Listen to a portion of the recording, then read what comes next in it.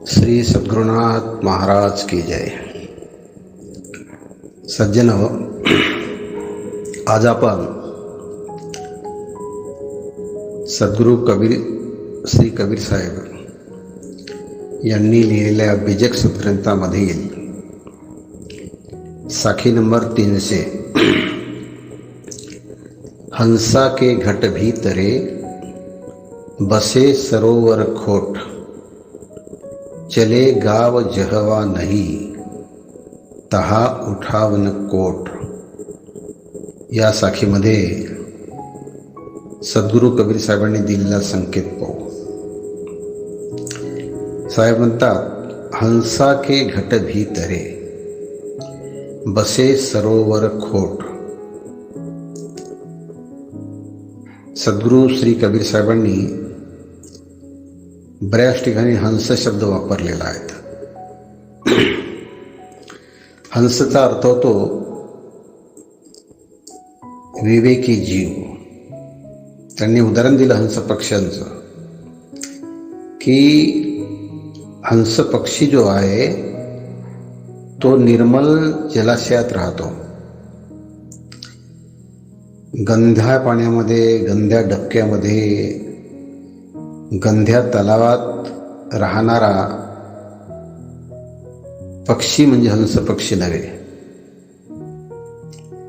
असा निर्मल जलाशयात राहणारा जो हंस नावाचा पक्षी आहे, कबीर साहेब म्हणतात की त्या पक्षाला जर गंध्या तलावात राहायची इच्छा झाली तर त्याची गती कोणती होईल. त्याचप्रमाणे कबीर साहेब साखीमध्ये लिहितात की हंसा के घट भीतरे, हंस पक्षी जसा निर्मल जलाशयात राहतो त्या प्रकारे हंस म्हणजे विवेकी जीव, संत. विवेक कशाला म्हणावं? निर्णय सत्यासत्य के साधन कहत विवेक, गहे ताही कल्याण हो छूटे सब अविवेक. सत्य असत्य, सार असार, हित अहित या सगळ्या गोष्टीचा छानबीन करून, निरख परख करून जो निर्णय घेतो त्याचं नाव आहे विवेक. सत्य काय, असत्य काय, जीवाचं हित कशात आहे, अनहित कशात आहे, हा निर्णय करण्याचं साधन आहे विवेक. गहे ताही कल्याण हो छुटे सब अविवेक. असा विवेक नावाचं साधन ग्रहण करून जो जीवन जगतो त्या जीवाचं कल्याण होत असते, आणि या साधनाने जीवाजवळ असणारा पूर्ण अविवेक, अज्ञान यापासून जीव मुक्त होतो. याचं साधन आहे विवेक. तसा विवेक करणारा जीव त्याचं नाव आहे हंस. एक साखी आली आहेत, देह मान अभिमान ते निरहंकारी होय, वर्ण कर्म कुल जाती ते हंस निन्यारा होय. हंस म्हणजे काय? हंसाचं लक्षण कोणतं? कशाला हंस म्हटलं साहेबांनी? देह मान अभिमान ते. देह आपल्याला माहीतच आहे, देह स्थूल देह, सूक्ष्म देह, कारण देह, महाकारण देह आणि कैवल्य देह, आणि हंस देह. साहेब म्हणतात, स्थूल देह, सूक्ष्म देह, कारण देह, महाकारण देह आणि कैवल्य देह हे 5 देह सत्संगतीमध्ये समजून घेतले पाहिजे. साहेब म्हणतात, या पंचदेहामध्ये पंचदेह ध्यासे पंच अभिमान जीव रममान होय तेथे. या पंचदेह ध्यासामध्ये रमणारे जे जीव आहेत, देह मान ते जीव. मान म्हणजे मिथ्या मानंदी, खोटी मानंदी. मानंदी म्हणजे मनाची अंधी पुरवणारी कल्पना. अंधी म्हणजे इच्छा. मनामध्ये निर्माण होणारी जी कामना आहे, इच्छा आहे, त्या कामनेसाठी, इच्छेसाठी जे काही आपण कर्तृत्व करतो, ज्या साधना करतो, त्याला म्हटलं आहे मान. ह्या ज्या साधना आहे, मनाची अंधी पुरवण्यासाठी केलेल्या साधना आहे, ही मिथ्या आहे, खोटी आहे. कारण बाहेरून मनाची कामना कोणतीही पूर्ण होत नाही, हा सिद्धांत आहे. तर देहमान अशा प्रकारची जी मिथ्या मानंदी आहे की ज्या जीवांनी कला, विद्या, प्रतिष्ठा, घमंडाची आणि कल्पित प्राप्तीच्या नाना प्रकारच्या साधनेची जी मानंदी आहे, ती मानंदी देहमान, अभिमान. देहमान अभिमानते. अभिमान माहीतच आहे आपल्याला. विश्व, तेजस, प्राप्य, प्रत्येगात्मा, निरंजन या 5 अभिमानांचे विकार. अष्टमद, देहमद, स्त्रीमद, धनमद, राजमद, योगमद, तपमद, विद्यामद आणि ज्ञानमद. या सर्व अहंकाराचे अलग होणारे जे जीव आहेत, विवेकी जीव आहेत, स्थितिवान जीव आहेत, त्याला संतांनी, सद्गुरू कबीर साहेबांनी हंस म्हटलं आहे. देह मान अभिमान ते निरहंकारी होय, अहंकाराच्या अलग होणारे. या देह, मान आणि अभिमान, अष्टमदाच्या अहंकाराच्या अलग होणारे जे जीव आहेत ते, आणि वर्ण, कर्म, कुल, जाती. ते वर्ण आपल्याला माहीत आहे, ब्राह्मण, क्षत्रिय, वैश्य, शूद्रादीचे वर्णभेद. कर्म म्हणजे 4 वर्णीय जीवांची मन मानंदीच्या कर्माची मानंदी किंवा मर्यादा. खाणी आणि वाणीचे कार्य किंवा कर्म म्हणजे भ्रमिक साधनारूपी कर्म. वर्ण, कर्म. कुल, कुलाचा अर्थ आहे वंश, खानदान, नाते गोते, कुल, कुटुंब, घराणा. आणि जाती. जाती म्हणजे हिंदू, मुसलमान, ब्राह्मण, कुमटी वगैरे. या सर्वांचे अलग होणाऱ्या जीवाला कबीर साहेबांनी हंस म्हटलं आहे. देहध्यासामध्ये रमणाऱ्या जीवांना नाही. अहंकारामध्ये, अभिमानामध्ये, 4 वर्णामध्ये, कर्मामध्ये, कुळगोत्रामध्ये, जातीमध्ये, पंच अवस्थेमध्ये रमणारे जे जीव आहे त्याचं नाव हंस नाही. यातून अलग होणारे जीवाचं नाव आहे हंस. हंसा के घट भीतरे.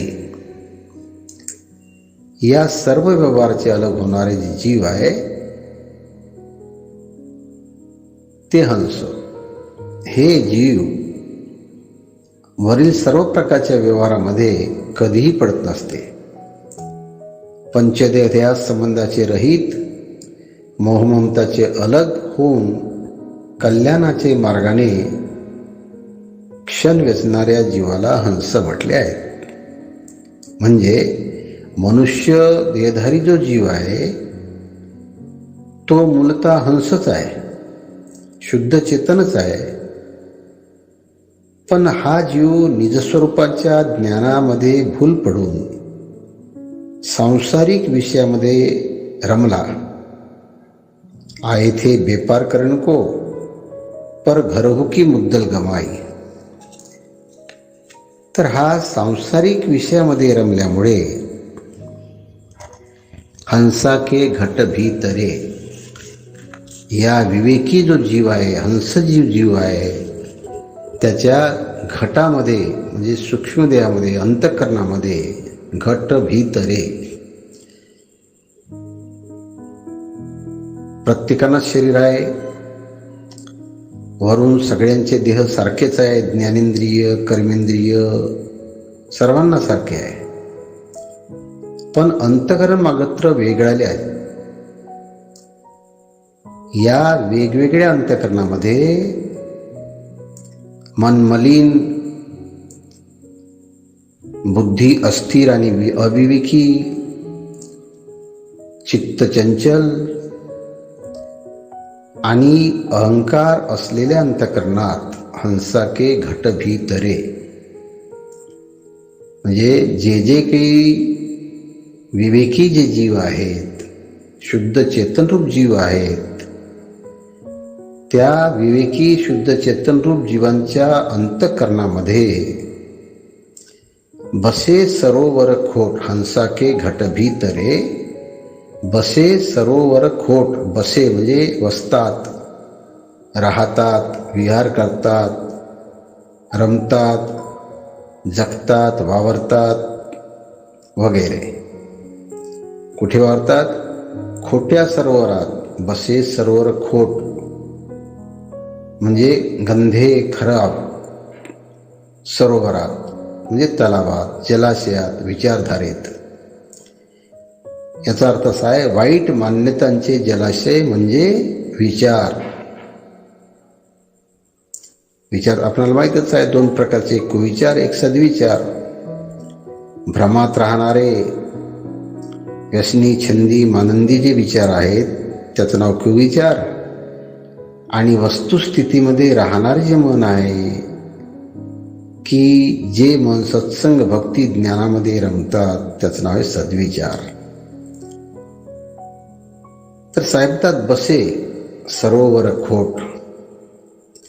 वास्तविकता या विवेकी जीवांनी करव्यवहार सादगी, जीवन यही विचार, मौत खर्च फॅशन विविध, कर नित नेम सुधार. स्वपरहितास पूरक साधे स्वच्छ स्वावलंबनाचे व्यवहार सोडून स्वपरहितास बाधक छली, कपटी, मलिन, गंध्या व्यवहारामध्ये जीव रमत आहेत. स्वच्छ साधा व्यवहार सोडून, स्वावलंबनाचा व्यवहार सोडून, वास्तविक जीवनाची गती सोडून हा जीव गंध्या विचारधारेमध्ये, गंध्या व्यवहारामध्ये रमत आहे. मौत खर्च फॅशन विविध, यामध्ये या विवेकी जीवानी नेहमी सुधार करायला पाहिजे होता. पण तसं न होता हा जीव बसे सरोवर खोट, साधक बाधक विचार न करता. साधक बाधक कशाला म्हणतात? औषधी औषधी में भेद है, साधक बाधक जान, ग्रहण करत एक दुःख होत है, एक करत सुख पान. साधक कशाला म्हणावं? सत्संगमय, भक्तिमय, ज्ञानमय जीवन जगणारे जे जीव आहेत, विचार आहेत, जीवन पद्धती आहेत, ती आहे साधक. बाधक कशाला म्हणावं? दोषमय, म्हणजे व्यसने, छंद वगैरे घेऊन जीवन जगणारे. भक्तिविहीन म्हणजे अंधरूढी, अंधश्रद्धा घेऊन जगणारे. अंधभक्ती ना धर्म है, नहीं अंधविश्वास, बिनु विवेक श्रद्धा जगे करे धर्म का नाश. तर अशा प्रकारे भक्तिविहीन जीवन जगणारे, दोषमय जीवन जगणारे आणि अज्ञानमय जीवन जगणारे. अज्ञान आपल्याला माहीतच आहे. ज्ञान म्हणजे जाणणे आणि अज्ञान म्हणजे नेणणे. विपरीत ज्ञान मन देखणे म्हणजे देखणे एकाच एक. तर अज्ञान याचा अर्थ असा आहे की देह मासाचा मलिन, आत्मा सर्वदासे भिन्न, याचे ऐक्य साधतील जे जन अज्ञान तयाशी म्हणावे. देह आणि आत्मा एकच आहे हे जाणणं. शरीर हे राहाचं घर आहे आणि त्या शरीरूपी घरामध्ये एक सचेतन वस्तू जी आहे ते आपलं स्वरूप आहे. हे जे न जाणणारे लोक आहेत त्याचं नाव आहे अज्ञान.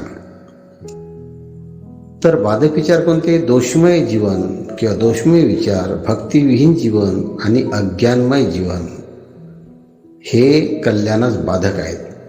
आणि सत्संगमय, भक्तिमय व ज्ञानमय जीवन कल्याणास साधक आहेत. असा साधक बाधक विचार न करता स्वच्छ साधा स्वावलंबन व्यवहार सोडून छली कपटी मलिन गंध्या व्यवहारामध्ये जीव रमत आहेत. आता ही जी खोटी वाईट कल्पना आहे ती कोणती आपल्याला कल्पनाच आहे. शब्द स्पर्श रूपरसगंधा पंच विषय वश जीव होय अंधा. शब्दामध्ये गाफील, स्पर्शामध्ये आसक्त, रूपामध्ये बडेजाव पदप्रतिष्ठा, रसामध्ये भूलभ्रांती आणि गंधामध्ये कीर्ती अपकीर्ती. या पंचविषयाला वश होऊन जीवन गंधे, विचार गंधे, संबंध गंधे, या पूर्ण गंध वाईट व्यवहारामध्ये हा जीव फसला आहे, रमला आहे, हंसत्वाला फुलला आहे आणि सांसारिक विषयाला चिपकला आहे. अपने जाल बिछाए के आप फसे मतिमंद, कहा रोग कहा औषधी, कैसे मिले आनंद. तर हे जे गंधे विचार आहे ते गंधे विचार कोणते आहेत? वास्तविक हंस जो आहे, विवेकी जीव आहे, संत आहे, ज्ञानी आहे, त्यांनी सत्य भूमिका घेऊन जीवन जगायला पाहिजे होते. सत्य भूमिका घेऊन राहायचा, क्षमा, सहनशीलता, नम्रता, माधुर्यता, गांभीर्यता घेऊन जीवन जगायचा. तर हा जो खोट्या मानंदीच्या विचारामध्ये भुललेला जो जीव आहे तो जीव सत्य भूमिकेऐवजी पृथ्वीवर कठोर व्यवहार करू लागला. प्रत्येक क्षणाला जो होणार आहे व्यवहार आहे तो नम्र, मधुर, क्षमा, सहनशीलतेचा पाहिजे होता. तर भूल पडल्यामुळं तो पृथ्वीवर कठोर व्यवहार करू लागला. व्यवहारामध्ये कोणतीही दया माया नाही, कोणताही मऊपणा नाही, कोणताही नम्रता नाही, सहनशीलता नाही, मधुरता नाही, असा कठोर व्यवहार करायला लागला. विचारांनी यथार्थ विचार करायचा तर जलवत म्हणजे पाण्याप्रमाणे कुठेही अविचारांनी वागायला लागला. शिलामध्ये स्थिर शांत राहायचा तर अग्निवत उष्ण, उग्र, उन्मत्त स्वभावामध्ये खूप रमू लागला. तीक्ष्ण स्वभाव, स्थिर शांत स्वभाव राहायचा तर त्याचा स्वभाव उष्ण, उग्र, उन्मत्त स्वभाव घेऊन तो त्यामध्ये रमायला लागला. दयेमध्ये समता घेऊन राहायचा तर वायुवत चंचलतेमध्ये फुलला. आणि धीरज तत्वामध्ये सत्यमत ग्रहण करून मिथ्या गोष्टीचा त्याग करायचा तर गाफील होऊन भूलवश अज्ञानामध्ये मग्न झाला. तर हे गंधे विचार, नको ते गंधे विचार घेऊन जीव जगायला लागला. हंसाके घट भीतरे बसे सरोवर खोट.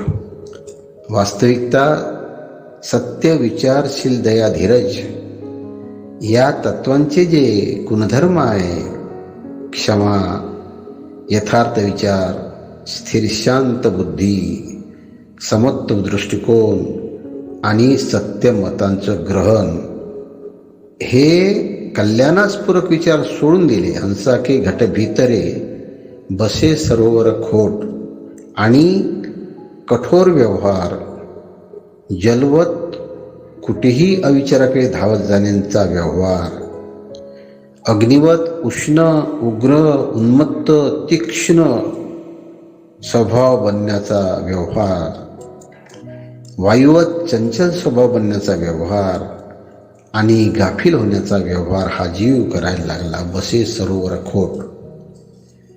त्यामुळे झाले काय की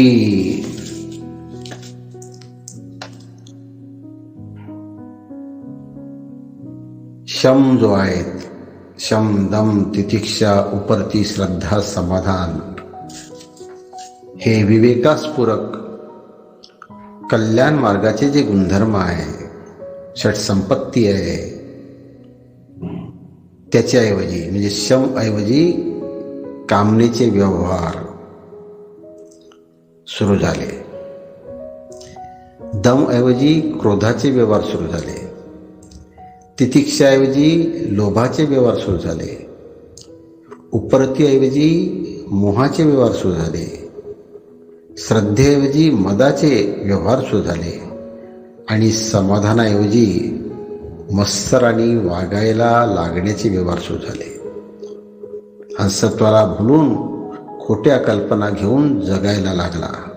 हंसा के घट भीतरे बसे सरोवर खोट, म्हणजे मनरूपी मानस सरोवर मलिन आणि गंधे विचार व्हायला लागले. स्वपुरुषार्थ करण्याऐवजी देव पुण्य स्वर्ग प्राप्तीच्या साधनांनी परावलंबी जीवन घडवण्यास सुरुवात केली. हंसा के घट भीतरे बसे सरोवर खोट, आशा अपेक्षादी मायामोहादी विकार, व्यसनछंदादी विकार घेऊन हा जीव देवप्राप्ती, पुण्यप्राप्ती, स्वर्गप्राप्तीच्या साधनासाठी तन मन धन वेचून वाईट मार्गांनी, काल्पनिक भाषिक मार्गांनी आयुष्याचे पूर्ण क्षण वेचायला लागला. हंसा के घट भीतरे बसे सरोवर खोट. त्यामुळे झाले काय की चले गाव जेहवा नाही तहा उठावन कोट, म्हणजे चालते गाव, चले गाव. चालते गाव म्हणजे आपण आपल्या गावामध्ये पाहतो काही 10-5 बिराड घेऊन गावाच्या बाहेर ते आपले पालं मांडायचे आणि त्या 10-5 बिराडावरचे जे लोक आहेत ते गावामध्ये त्या परिसरामध्ये हिंडून ज्या ज्या त्यांच्याजवळ कला आहे, विद्या आहे, उद्यम आहेत, त्या उद्यमांनी आपले पोटं भरायचे.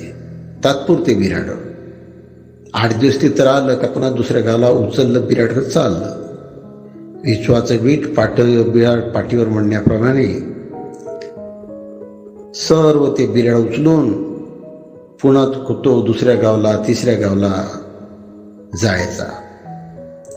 कबीर साहेब म्हणतात चले गाव जेहवा नाही. ह्या ज्या खोट्या कल्पना आहे, खोटी मानंदी आहे, खोटे मलिन जे विचार आहे, खोट्या ज्या साधना आहे, त्या कशा आहे, हे जे चालतं गाव आहे म्हणजे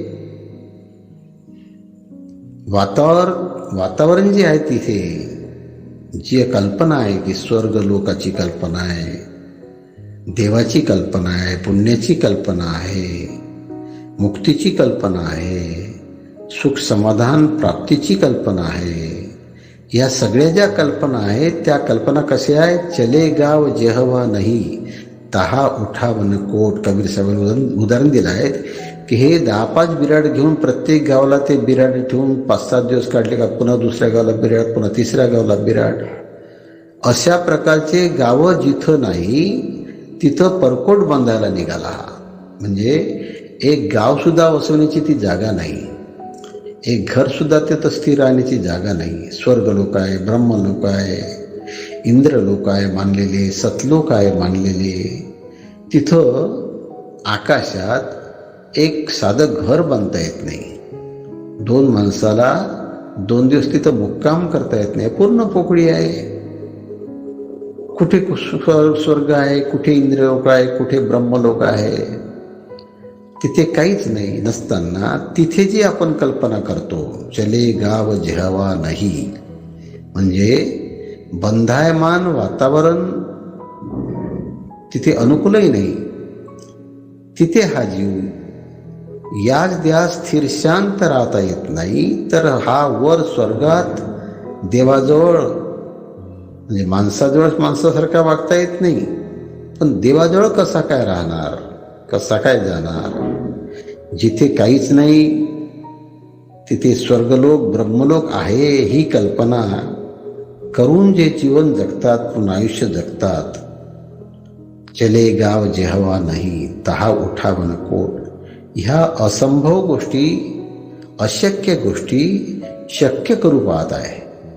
या जगामध्ये जड आणि चेतन या दोन वस्तूशिवाय तिसरी वस्तू कुठेही नसताना कुठेतरी कल्पित दृश्य अदृश्य शक्ती आहे, देव आहे, सुखदुःखदाता आहे, बुद्धिदाता आहे, सर्व काही आपलं ते तोच करणार आहे, त्याच्या भरोशावर सगळं आहे.